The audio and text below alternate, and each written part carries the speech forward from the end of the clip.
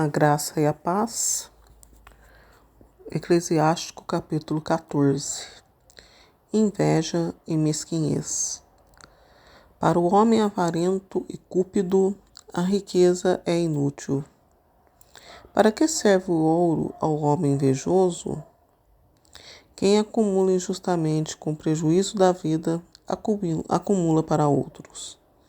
E outro há de vir que esbanjará esses bens na devassidão. Para quem será bom aquele que é mau para si mesmo? Não terá nenhuma satisfação em seus bens. Nada é pior do que aquele que é avaro consigo mesmo. Eis aí o verdadeiro salário de sua maldade.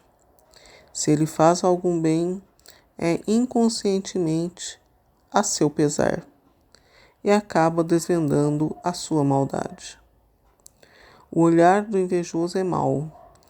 Ele desvia o rosto e despreza sua alma. O olhar do avarento é insaciável a respeito da iniquidade. Só ficará satisfeito quando tiver ressecado e consumido a sua alma. O olhar maldoso só leva ao mal. Não será saciado com pão, mas será pobre e triste em sua própria mesa. A morte, remédio à avareza. Meu filho, se algo tiveres, faze com isso algum bem a ti mesmo, e apresenta a Deus oferendas dignas. Lembra-te de que a morte não tarda, e de que o pacto da moradia dos mortos te foi revelado. Pois é a lei deste mundo que é preciso morrer. Antes de morrer, faze bem ao teu tempo, ao teu amigo, e dá esmola ao pobre conforme tuas posses. Não te prives de um dia feliz, e não deixes escapar nenhuma parcela do precioso dom. Não será a outra em que deixarás o fruto dos seus esforços e dos seus trabalhos para ser repartido por sorte? Dá e recebe. Justifica a tua alma. Pratica a justiça antes de tua morte, pois na moradia dos mortos não há de se achar alimento. Toda a carne fenece como a erva, e como a folha que cresce numa árvore vigorosa. Umas nascem, outras caem. Assim, nesta raça de carne e sangue, uma geração morre, outra nasce. Tudo o que é corruptível acabará por ser destruído, e o artesão morrerá com o seu trabalho. Toda obra excelente será aprovada, e o seu autor nela achará orgulho. Felicidade do sábio. Feliz o homem que persevera na sabedoria, que se exercita na prática da justiça, e que em seu coração pensa no olhar de Deus que tudo vê, que repassa em seu coração os seus caminhos, que penetra no conhecimento dos seus segredos, que caminha atrás dela, seguindo-lhe as pegadas, e que permanece em suas vias, que olha pelas suas janelas, que escuta a sua porta, que se detém junto à sua casa, e que, enterrando uma estaca dentro de suas muralhas, edifica sua cabana junto a ela. Nessa cabana, seus haveres repousam tranquilamente para sempre. Sob esse abrigo, ele restabelece seus filhos, e ele mesmo residirá debaixo dos seus ramos. Em sua sombra se encontra abrigo contra o calor, e repousará na sua glória. Bom, gente, esses trechos, né, eles são sempre de sabedoria. O Eclesiástico, ele é de uma sabedoria, e o Eclesiástico foi escrito por Jesus num tempo bem distante do Jesus Salvador, Filho de Deus. Esse Jesus, ele foi uma prefiguração de Jesus em suas sabedorias. Jesus serviu ao Jesus, Filho de Deus, para Jesus poder realizar as obras e confirmar a, a vivência, né, de Jesus, as coletâneas que Jesus fez dos trechos de sabedoria deste livro. Neste trecho, podemos perceber que Jesus, nosso Salvador, Filho de Deus, tirou aqui a passagem sobre a avareza também, sobre vender tudo e dar aos pobres, também foi tirado desse trecho aqui. Toda a carne fenece como a erva e como a folha que cresce numa árvore vigorosa. Então tem também passagem de Jesus aqui. Assim, nesta raça de carne e sangue, uma geração morre, outra nasce. E podemos tirar, dentre outras passagens, uma mais conhecida é aquela que ele fala para Pedro. Pedro, você é feliz porque nem a carne nem o sangue foi que te falou isso, mas foi o meu Pai que está no céu. Por que Jesus falou isso para Pedro? Certamente por causa desta passagem que existia no livro de Jesus, prefiguração sua.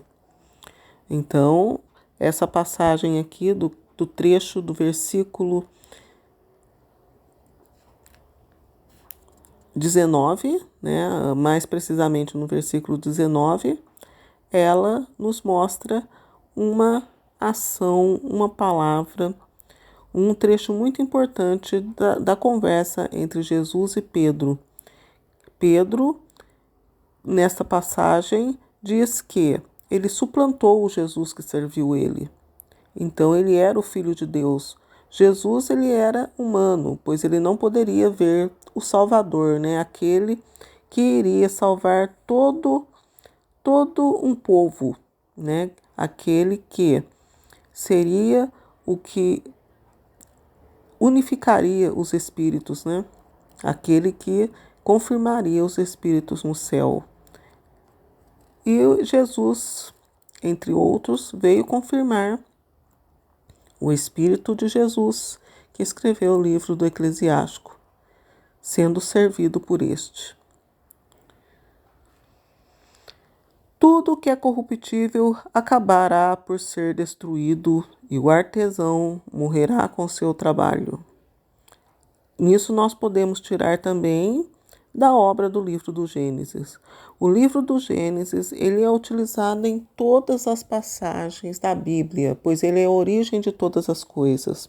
É a partir dele e por ele que nós entendemos os contextos dos trechos apresentados para nós, dos textos que nos são lidos, os textos que nós nos propomos a refletir.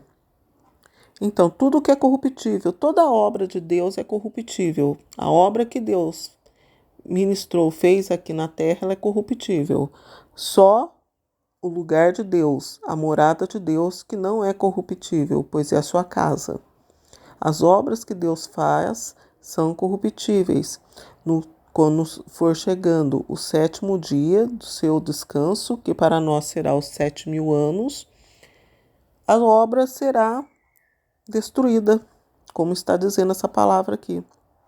Toda obra excelente será aprovada e o seu autor nela achará orgulho, a semelhança de Deus, né? Felicidade do sábio aqui, né? O versículo 22. Feliz o homem que persevera na sabedoria, que se exercita na prática da justiça. Então, tem que sempre procurar a sabedoria. Feliz é de quem se propõe a escutar um pouco dessas leituras e se propõe a dessas reflexões, humildes reflexões que nós fazemos, a tirar a sua própria reflexão, a acrescentar, porque as reflexões são riquíssimas. Tudo que nós refletimos hoje, amanhã você pode tirar uma outra riqueza, um outro entendimento. Isso é perseverar na sabedoria. Também no fato de refletir. Perseverar na sabedoria é saber agir com o próximo